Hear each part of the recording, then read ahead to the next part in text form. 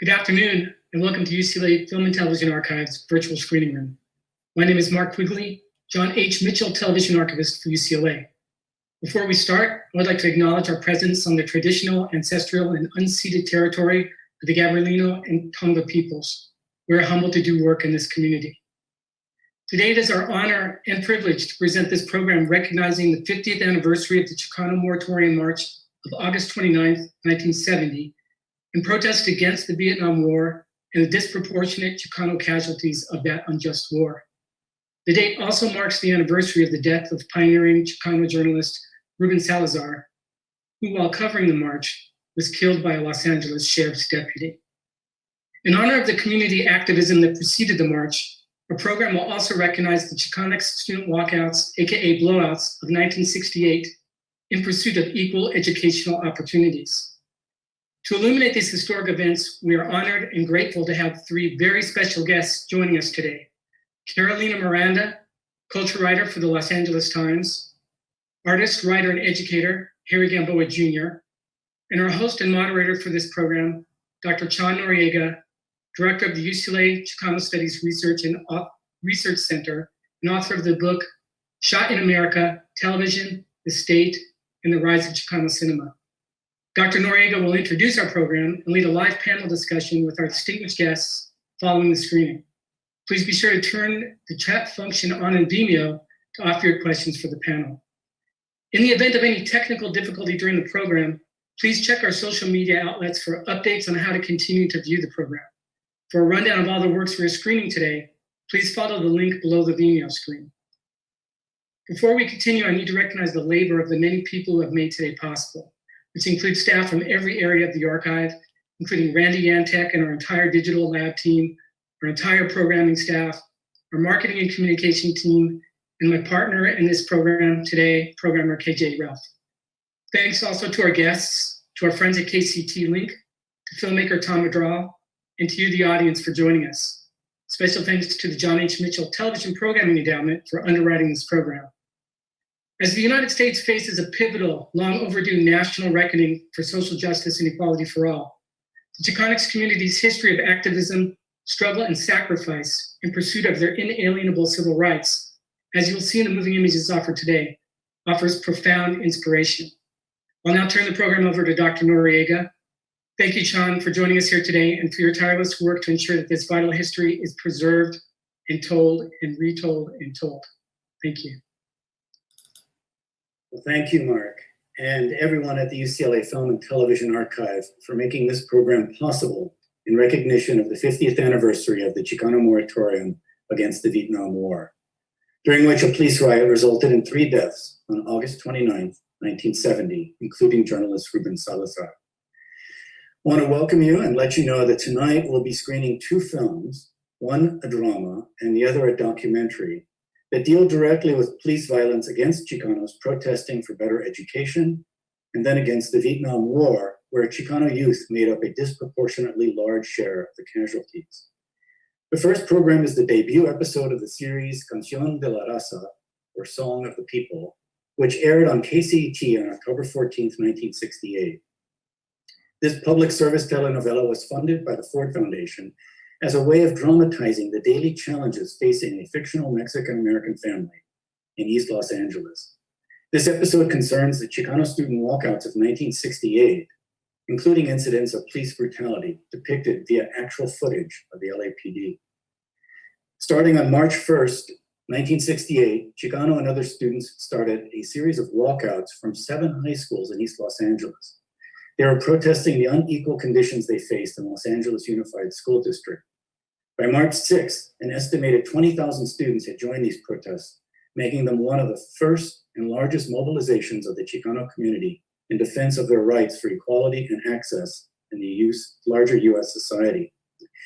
The response to this demand for better education included physical violence against the students during the walkouts, and then later the arrest of 13 organizers who were charged with conspiracy. Yes, conspiring to have their community receive a quality education. The arrested included high school and college students, journalists working at La Raza newspaper, and the teacher Sal Castro, who had already started a Chicano Youth Leadership Conference to train future civic leaders, including Mayor Antonio Villaraigosa. The episode you will see tonight may be the only one that still exists. This says something about the urgent need for preservation of the media history of the Chicano community. At the start of Canción de la Raza, you'll hear producer Eduardo Moreno speak about the goal of the series. In addition to his introduction, there is a segment of news footage showing police beating children. There's no commentary. The segment stands alone. What you see really happened. And for the viewers in 1968, a new school year was starting, and these images are a reminder of how the last school year ended. The episode itself does not deal with the particulars of the protest or of the larger social movement then erupting on a national level. Instead, it is focused on a family as they try to find a son who has been beaten by the police. The telenovela format allows for an economic telling of this story through brief yet charged encounters between different family members and among youth. The ending of the episode is abrupt, painfully ironic, and a clear provocation for viewers to start talking about what they have just seen. The other film you'll see is the Chicano Moratorium, A Question of Freedom, one of two student films that documented the police riot, providing an eyewitness perspective on the protest, the police actions, and the deadly aftermath.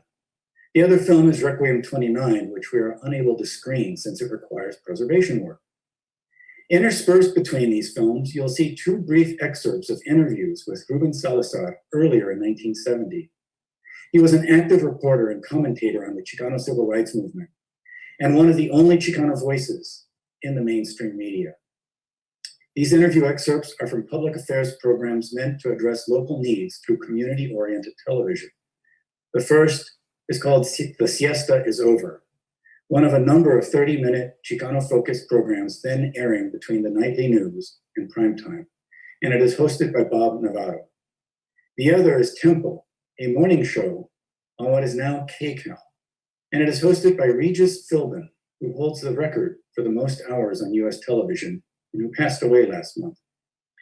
Remember, after the screening, I will be joined by Carolina Miranda and Harry Gamboa Jr. for a discussion about the Chicano Moratorium and its importance to us today. We'll also be taking questions from the audience. But now, let's go to the screenings.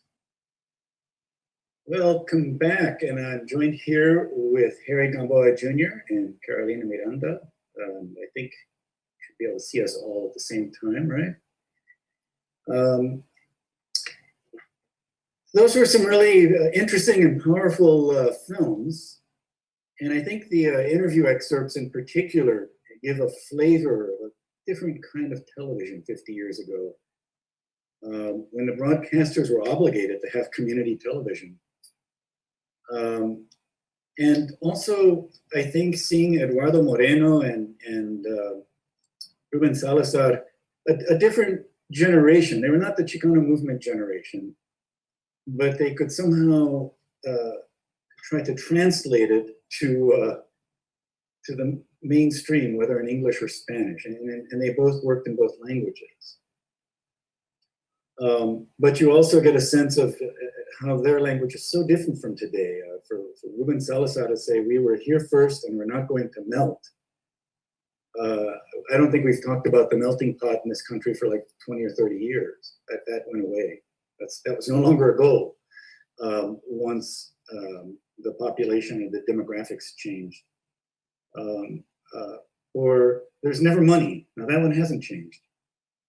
We still hear that in every institution when it comes to how do we further integrate Latinos, Blacks, Native Americans into our mainstream institutions in ways that are that show true access for a population regardless of race or ethnicity. So Harry, you were there at this event, and you had a little story about Canción de la Raza in terms of a little update human interest story with the two lead actors. I met Richard Inigas many years ago, and he was very charming, kind of young actor. Absolutely the kind of person that would have probably appeared in any movie of the week, and of course that's how he got his start at the Texas Tower. And but you know, he was also as a result of him being Chicano, was kind of put to limited use, actually, throughout his career. But in this particular episode, the young woman that performed alongside him, obviously, there's a little bit of magic there. They fell in love and they were married and had a daughter together. So I was in touch with Richard yesterday, and I've always been kind of a fan of his kind of upbeat presence, and he's still that way. And I'm hoping to photograph him for my series pretty soon, Chicano Male and Bonded. So let's see. So let's stay a little bit more 1970 here. It's 2 years later after that episode. Say a little bit about your participation in the moratorium and then some of the consequences. What came out of that in both a productive sense, but also as something that remains unresolved? So I was involved in the East LA walkouts in 1968. It was surrounded by a lot of brilliant activists, intellectuals, poets, people that had been around since the Zoot Suit Defense Committee, and was mentored by many of these people. Got a chance to meet some of the Bert Corona, Oscar Zeta Costa, Francisco Flores, a handful of people that were really kind of inspirational. But I grew up in East LA in Boyle Heights and had witnessed many forms of abuse by police, but also by the institutions. And I had attended public schools where very poor situation to go to school in, which is why we all protested. And then when the Vietnam War began, I was aware of the Vietnam War when I was in junior high because they were trying to recruit us and prepare us to all join. And the influence was to have as many Chicanos go to war. And so by the time the moratorium appeared, and I was 18 years old at the time, many of my friends had already been in Vietnam, and many had already died, and more would die. And so I was very intent on making sure that other of my peers wouldn't be going. But it turns out, of course, at that point, all of America was beginning to understand that their sons, husbands, brothers, uncles were dying as a result of an unjust war. And I was not involved in the organizing of the moratorium, but I was in my own backyard, basically. I grew up nearby the park and had marched all the way down. It was very peaceful. There were contingents of large groups of people that were from all walks of life, but many of the veterans that had fought in World War I, World War II, the Korean War, many African-American groups, Asian Americans, Japanese Americans, people who had been interned during World War II, many people, many students, and of course the moratorium, everyone who was marching, it was entire families. So when everyone was very peaceful and when they arrived at the park, the police attacked. It was LA County Sheriffs, LAPD, Highway Patrol, members of the military, and of course undercover agents, all approached using weapons and actually throughout that day firing live ammunition and utilizing tear gas, which we know was designed as a result of poison gas from World War I.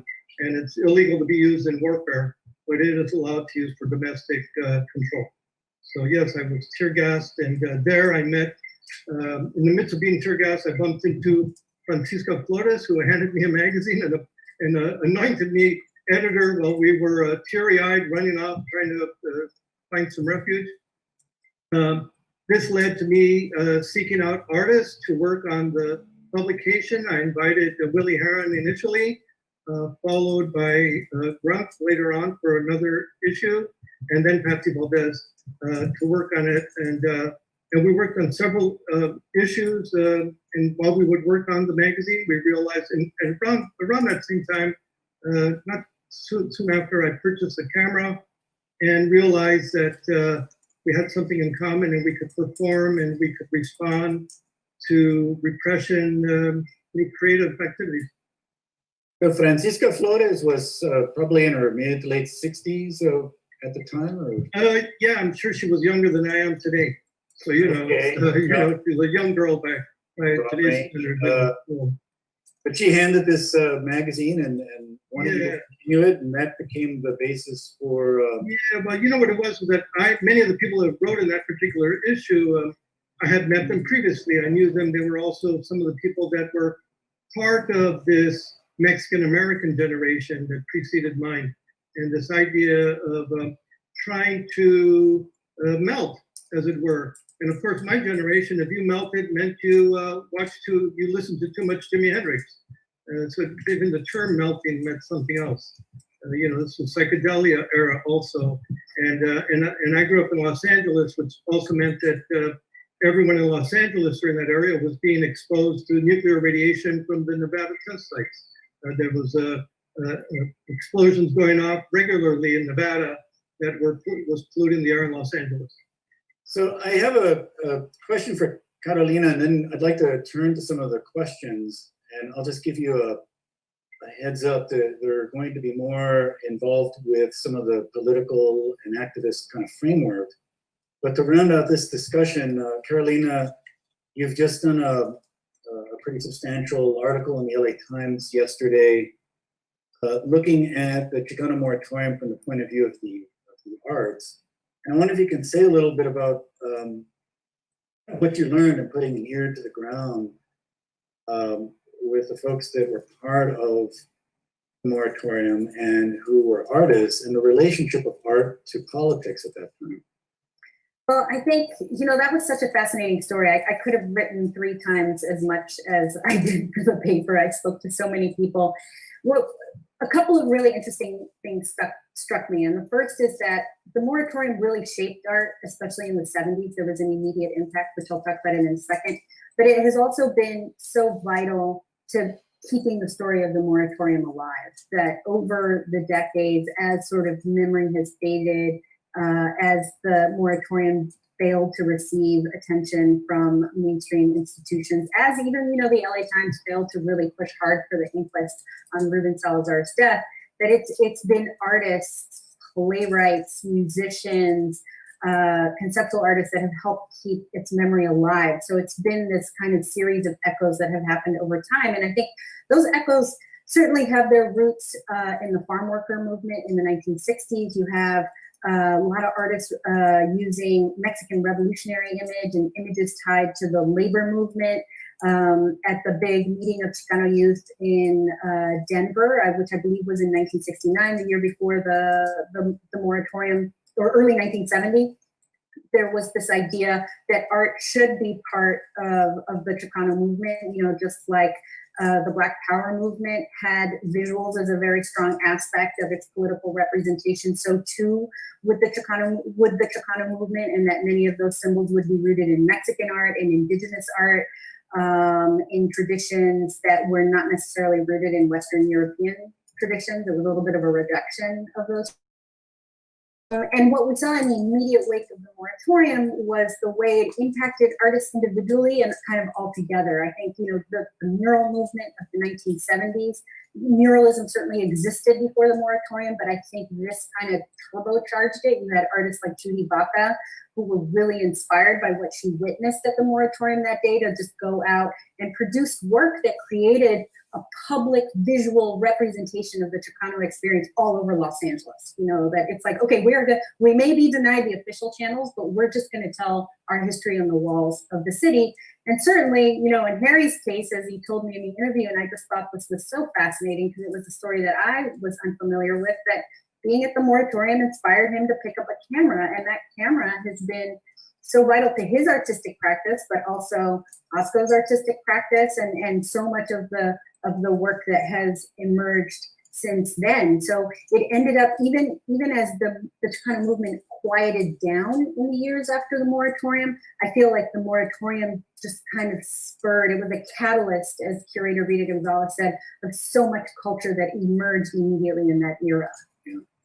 And I think it's important to note also, among the arts, you had a new generation of filmmakers.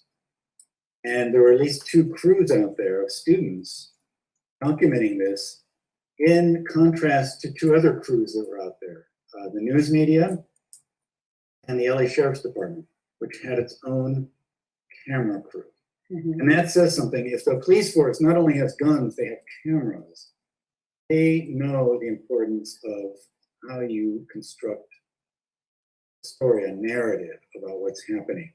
It's not just controlling the event, it's also then having the imagery that serves that. I want to get to some of the questions and we'll follow them in order and see how many we can do. But they actually flow in a very nice sequence, and I'll do them in pairs. And just giving some kind of brief thoughts about this. The first one comes from Emmanuel, who wants us to just do a little temperature check and say if we compared 1968, 1970 to now, what was the temperature back then and what is our temperature now? And related to that, Rosie is wanting to know what the term Chicano or Chicana means to you. So maybe these two seem like they can have something to do together, but if you want to just make a brief pitch for what the temperature was then and where we are now. I think one of the things about back then was it's kind of hard to describe, but it used to be completely possible to be walking down the street and to be attacked by a police officer and to be left on the ground bleeding, and then they would continue up. And this was an average daily routine, constant oppression that could take place. And then also that you could be hanging around with your friends and military personnel would come and just grab you off the street, as happened to many of my friends. And next thing you heard, a few weeks later, they were killed in Vietnam. So it was very, very possible to be killed instantly while you were trying to pursue your everyday activities and to confront racism openly and to be kind of coerced or threatened or forced into abject poverty and to be denied education also at that period of time. If you look at any universities, very few Chicanos were in school. And then the term Chicano, I still utilize the term Chicano. I feel that this particular moment is probably most important to be referred to as Chicano. I think if we had everyone understanding that we are Chicanos, we would not allow any of our children to be put in cages. We would just simply resist that, would not allow that, and find that to be absolutely disgusting and make sure that anyone involved in such a thing might get roundly prosecuted eventually in the world courts. So the term Chicano, very highly political, but actually a term of self-identification of Mexican Americans who recognized that they were American and contributed to America, but under their own self-definition. Mm-hmm. Carolina. I think, to add to what Harry said, I think Chicano for me, and I'm not Chicano, I'm South American, so I'm coming to this from the outside, was always this, not only this demand to be recognized as American, but also I think a certain embracing of indigeneity as part of that, of mestizaje. I mean, that was something that Salazar talked about. That was something that certainly was discussed in the multitude of Chicano conferences, youth conferences in the late 1960s and 1970.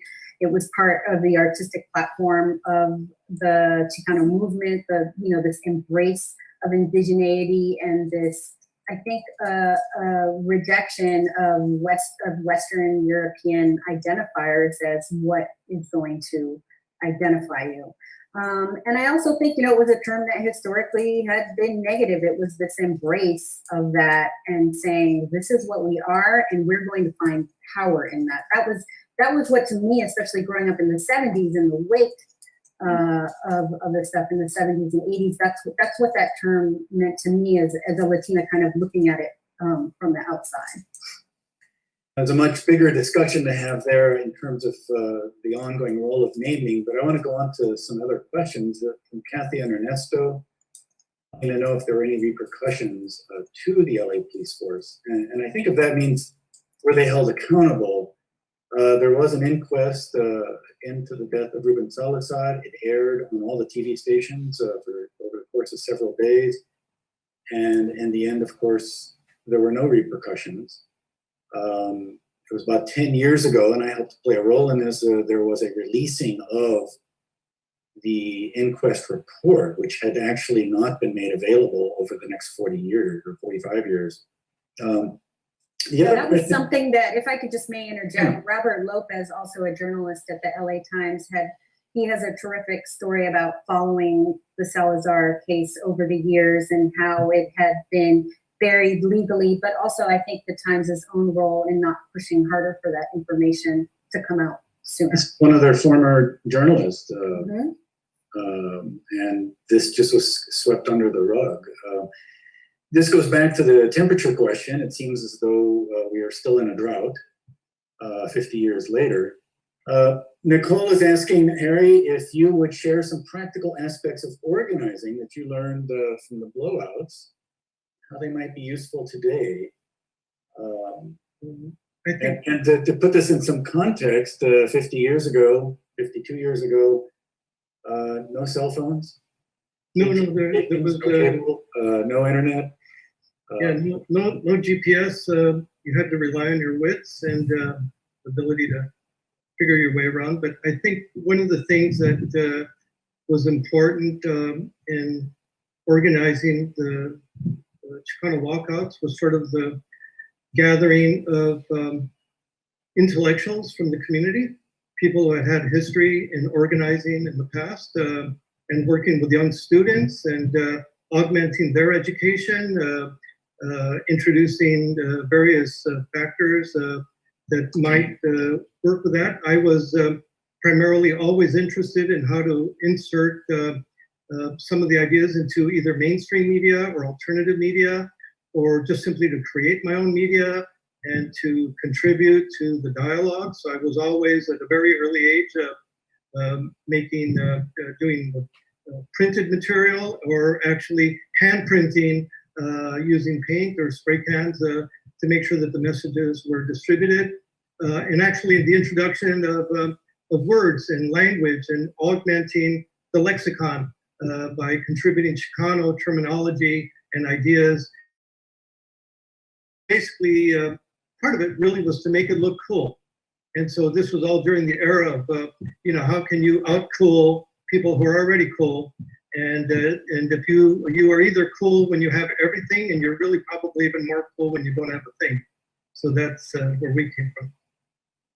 I can see that you made up that criteria. Absolutely. It's very good. I'll use that. I just want to note here that Richard Iñiguez is in the house, and he sends a message. El honor es mío estar con todos ustedes, gracias a Harry Gamboa y su esposa, mi gran amiga Barbara Carrasco. So he's honored to be here with us, and sending thanks to Harry and his wife Barbara Carrasco, also an artist. I want to jump to a question now from Frank Rojas that I think Carolina can help. Harry's kind of touched on aspects of it from the content provider end of creating news. But what do you think is the role of journalists of color in regards to the coverage of the Chicano Moratorium, and then more recent events like this summer, like Black Lives Matter and the protests there? And I wonder if, that may segue as well into the role you play, very active role you play within the LA Times as well, in terms of internal organization. Well, that's a big question and probably a subject for a day-long symposium on its own. So I'll give you the Twitter version. Yes. I think, what has been interesting, sort of in going back to that idea of like what was different in 1968 and 1970 and what is different now. Latinos still remain vastly underrepresented at an organization like the LA Times. We represent 13% of the newsroom in a county that is 50% plus Latino. So we are still underrepresented, but, in Ruben's age, he was one of 4 journalists, Latino, Mexican-American journalists. I think they were all Mexican-American, if I'm not mistaken. Don't hold me to it. And he was one of 4, and operating within this newsroom that was exceptionally white, exceptionally male, and unapologetically geared at, reaching that west side, what we call the crescent reader, the west side, and then the suburbs of like La Crescenta and Glendale and things like that, Burbank, like really thinking about that readership is the LA Times readership. That's how those journalists in that era thought. And so Ruben was operating within that framework, and I can imagine the challenges he faced in placing some of the stories he did in the paper, of having to convince an editor, like, this is a really important thing to cover, we should cover it, and having an editor going, oh, that's too niche, or our readers won't be into that, it's not mainstream enough.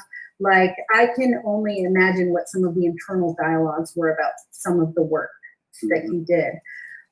What is interesting about this moment is that while we remain underrepresented in the newsroom, there is enough of a critical mass now to be able to say, and I think the Salazar package that the Chicano Moratorium package that the LA Times did came as a result of a bunch of reporters getting together and saying, this is something we need to do, and we need to do it big. Like, this cannot be like a one-off anniversary story with a couple of sidebars and then, you know, over and out. Like, this was a Times journalist that was killed. In a year of uprisings, in a year of direct attacks on the press. I mean, one of the things that has happened in the wake of George Floyd is seeing the press directly attacked for doing their jobs. We had 2 reporters who were assaulted basically by police in Minneapolis covering that. And so it is our responsibility to really get the story out in a big way. And I think management was very supportive of that. And so having that critical mass in an organization, and also Latino editors, the 3 principal editors that worked on this package are all Mexican American. And that was a dynamic that 50 years ago did not exist. And I think that is something you see in the nature of the work, and some of the assumptions we make about our readers' literacy and who the reader is and what they care about. But you have to push, right? Well, it didn't take that much pushing on this. I think it probably took more pushing from a coordination standpoint, because trying to do any kind of group thing in the middle of a pandemic is kind of bananas, you know, when you can't get in a room. But it was something that I think really, you know, the paper had it on its radar, but it was something that a group of reporters said, okay, we need to do this, and we need to do it big. And there was managerial buy-in, but there was this sense of like, we have to do this. I mean, my own personal experience going back over the last 30 years in terms of journalism, whether it's the LA Times or other newspapers, is the journalists themselves are often very engaged or connected with the stories, and some of the things that would be most important to see in print get edited out. And so there's this conflict then between the section editor and the people that are actually on the ground and seeing what's happening in the story they're trying to tell. I'm going to merge together a few questions that have come up from Rebecca and from that's jumping on Roberta. And it's more generally just a question about the relationship between something like Black Lives Matter and the struggles and protests that are happening from the Latino side, and the possibilities of collaboration, but also the differences. And any thoughts about that? Harry, you seem to be on the verge here. So the Los Angeles Times has responded rather positively, but if you look at it nationally, you look at all the national outlets, it's as though Chicanos do not exist. Any concerns of Chicanos is usually filtered probably with a different representative from a different ethnic group to then describe what it is we're thinking or feeling, if it's discussed at all. And so, and normally the people who will get more airtime are those that are oppressing Chicanos and Latinos in the first place. So if you turn on the news programs on Sunday morning, it's going to be everyone who's committing the crimes against people, and then the other ones that will be their apologists. And we will never have an opportunity to explain what it is we're going through. And obviously we have many people who are fully capable of presenting the case, describing and speaking on behalf of our people. But and so on one level, nationally, that does not occur. So that's a little bit different than maybe other ethnic groups that might get more coverage. So, I mean, Carolina, can I just add to that?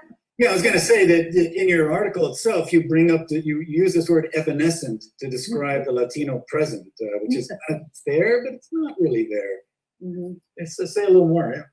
Well, I think, I mean, in terms of Black Lives Matter and Latinos as two distinct areas of sort of civil rights activism. I mean, I think it is important to note that it's like there are shared concerns of police brutality and equity, poverty, gentrification, economic disenfranchisement that goes along with it. There are also some very different concerns, and there are issues certainly of racism, anti-Black racism within the Latino community that I think absolutely need to be acknowledged and contended with. Like, we need to deal with our own racism when it comes to that. I do think that, we are a very binary society, and a society that likes to see things in black and white, and the civil rights movement, the Black civil rights movement, while so key and so vital and such an important inspiration point for so many other civil rights movements. I mean,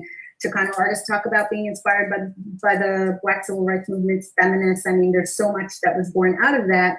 Often the coverage gets reduced to two colors. And it was really interesting because as part of the reporting, it didn't end up in the story, but I think I'm gonna include it in a follow-up. I interviewed the artist Juan Capistran. He's an LA artist, originally from Mexico.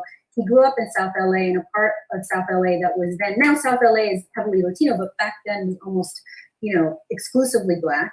And he learned a lot about civil rights history in school, did not learn about the Chicano Moratorium, and did not learn about some of the key Chicano civil rights happenings because it was just not something that was taught in school. And so while being in an environment in which these topics were really important, there was an aspect of it that was not discussed. And I think that goes along with Indigenous rights, and Indigenous civil rights is something that is also frequently invisible, not brought up, does not register on national agendas, and it limits our view of ourselves as a society. Mm-hmm. And if you don't It flattens. if you don't mind, because we are talking about the 50th anniversary of the Chicano Moratorium, if we were to pay attention to the way the Vietnam War has been presented, it's as though Mexican Americans were not part of the war, and you leave it up to someone like Ken Burns, he'll just simply exclude you. Absolutely. And of course, you go back also to World War II and World War I, and it's also the same vanishing act that takes place, and yet the amount of heroism and loyalty that was expressed by all of these people, and of course those who have lost their lives and defended the Constitution, and to not be recognized nationally, because it is a binary situation, we don't fit in nicely. And of course, and I've been to New York, and it's kind of hard to point which way California is from there anyway. But it's kind of an absolute. I view it as a disgrace, but of course, I also see it as a shame that it's not more inclusive in terms of the story to provide a full national picture of what has taken place and what is continuing to take place. The contributions that Latinos make to the United States, both those that are considered to be undocumented, and of course, all of us who are documented. We have all contributed greatly to making this country something that's a little bit more than it's being defined by the current administration. Mm-hmm. So is there anything else that can give insight into this? We have a number of people asking, why aren't there authentic or accurate Chicano narratives in Hollywood? Kind of going across the board, we've seen this issue in terms of Latino writers' access to publishing. And Carolina, you bring up, that we typically take a black and white view of race, and the immediate follow-up to that is that there can be no mixture. You're either one or the other. And and if someone appears to be a mixture, you typically push them in one direction, right? Mm-hmm. And then you have a group, and you see, Ruben Salazar and others talking about mestizaje, which can be a bit of an idealization that's serving a colonial framework, mm-hmm. or it can be what actually happens with all humans. There are no pure races. Everybody is a product of a great deal of intermixture, you know, in terms of that. But it seems in the US, there's a very particular framework. We want a certain kind of melodramatic narrative. We want things to be black and white morally, and we want it to be black and white racially. We want it in English. Mm-hmm. So I'm wondering to what extent the Latino population in general confounds that. And you brought up the anti-Black racism in the Latino community. The very next thing that has to be acknowledged is 24% of the Latino community identifies as Black. Mm-hmm. So this is not, this is the complexity of it, that it goes beyond the Twitter level kind of story framing that we see coming out of the media. And I think part of it, you know, in my view, sort of looking at the long arc of history, has been this continual erasure of the Mexican experience from the American narrative. Like when people talk about the Southwest, it's through the lens of manifest destiny, westward expansion, the railroads. It's like this place didn't exist until, you know, Henry Huntington built his railroad. And of course, that's total BS. This place existed for centuries before any of those guys showed up. But the way that the narratives are told, it's almost as you know, it's that very colonial trope. There was nothing here until we showed up. I mean, and down to some of the cultural things. Like I write a lot about architecture. We talk a lot about Spanish Revival architecture in Los Angeles. Spanish Revival was a way of alluding to Mexican architecture without calling it Mexican, because to be Mexican in early 20th century United States was to be associated with negative things of, you know, like dirt and filth and crime and all of the terrible tropes that. But at the same time, they built these houses and then they put these little clay figures of sleeping Mexicans in the front. Yes, but then it's Spanish Revival, so it's not Mexican. It's like we're taking it from Europe. This is Western European. It's this. So they steal the architecture. Yeah. The idea of the home, and they put a sleeping Mexican pottery in the front. Yeah, it's sort of like those statues where, you know, the victor wears the skin of their. It's really remarkable how culturally, literally, the Mexican history, Mexican landscape, Mexican experience, and before that, the Tonga experience and the other native peoples of this area, just, it doesn't exist. It's right now. This is related to a question from Brandon in terms of how do we square all of that with some of what's been happening in the wake of the protests this summer and had been brewing long before, but in terms of the tearing down of monuments, not just the monuments of US, European-based culture, but the colonial monuments coming out of Spain and Mexico. Harry? I'd say if you go to Los Angeles, you will not find monuments honoring such as Ruben Salazar or any of the Chicanos that protested, and you do not have a monument on honoring the Zoot Suiters, the Pachucos, but you do have major monuments of the killers who killed Mexicans in Los Angeles at the Mexican-American War. And you will find various military installations that celebrate people that came from different parts of the Northern America to specifically kill the Mexicans to ensure manifest destiny. And of course, after that point, you will find that there was an endless erasure of the psyche, the presence, the art, the influence of the Mexican. The introduction, actually, even with the WPA, of introducing this architecture that's very strange, Assyrian, Romanesque, make all the bridges, make all the buildings look like it started off somewhere in the Sahara as opposed to the Mojave, and then even to knock that down recently with the 6-speed bridge, and to replace it with something more like Fantasyland that's going to take you from one gentrified area to the next gentrified area, and making it very difficult to cross over.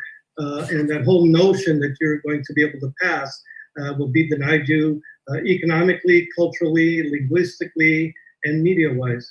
And so, you know, and this carries forth, and being an artist, Carolina, I think you understand also that not only is it media, but it's also in the world of the American art canon, and to include Chicano art in any level, to be hung alongside artists internationally.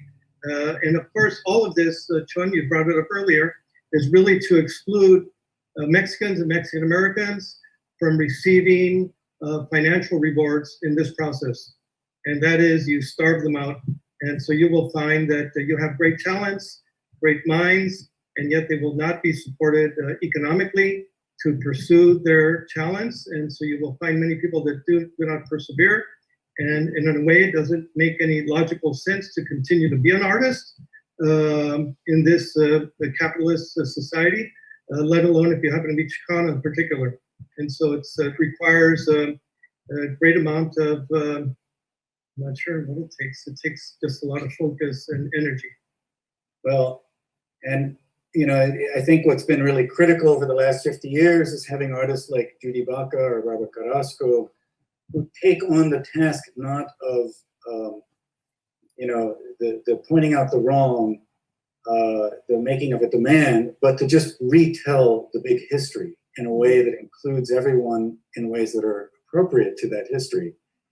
And the upshot is, particularly in the case of Barbara, the work gets censored. It's too much. That kind of reframing where you don't have the narrative Carolina was talking about at the center, and then you bring in everything else in as a supplement, but say, no, we will start with the indigenous, and we will move forward through a history that actually involves a lot of violence. But it also involves a lot of different groups and peoples, and we can name them, and we can tell their stories. So I think that's certainly part of it, and the work that you've done. We've had just a really phenomenal amount of questions, and I feel really bad that we're not able to get to all of them. In some way or other, we've touched on many of them. But I just want to note that, and to thank everyone out there listening for sending them in. They've duly noted, and I wish we did have time to go into all of them. It opens up in many directions above and beyond the immediate focus here on the moratorium. But I do hope that this is a starting point in terms of the issues raised by this media going back 50 years. The consideration of where it fits today. We still have many of the same issues in terms of the quality of education for the majority population of the LA Unified School District. It's close to 75% are Latino. The rate of access they have to college beyond that. The level of support they get in college, and the role of the arts, not just as something separate from life, but as an active part of how we understand the world and how we politically engage with that. So I want to thank you both. If you have any last words, a temperature, a color, you know, please say that now, and we will wrap up the program. I think it's important for everyone to understand that they can create and make things and move forward and support young people in achieving their goals.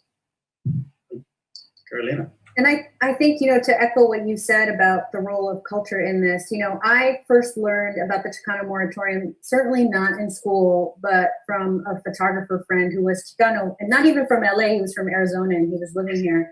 And I learned about it through him. And then it was through him that I heard about the LA Theater Center's play, August 29th, which I happened to see in 1990 when I was home for a summer from college. And those kind of, even though that was a fictionalized reimagination of what the moratorium meant, the impact that those conversations and that work of theater had on my worldview and on the histories not told, I still feel like are still playing themselves out in my work. So I feel like never underestimate what you can learn from a work of art. Sometimes it's more than you'll learn in the history textbooks. Well, and I think it's important to point out the artists learned it themselves. They were not taught that history in school. They taught themselves that history in order to be able to present it in one form. And that work still needs to be done. That history once told doesn't stay the same. It changes with each generation and the different questions that are brought to bear on it. and the new events that have to be added in and be made sense of. So I want to thank you both for this discussion, and thank the Film Archive for having this program. And I want to thank the audience in particular. Given the format here, we're not able to see all of you, which would be really quite wonderful, but very deeply appreciate the engagement through the chats and the questions, and glad to have been able to engage in a dialogue with you that way. So with that, I guess we bring this program to a close. Thank you. Thank you. Thank you so much.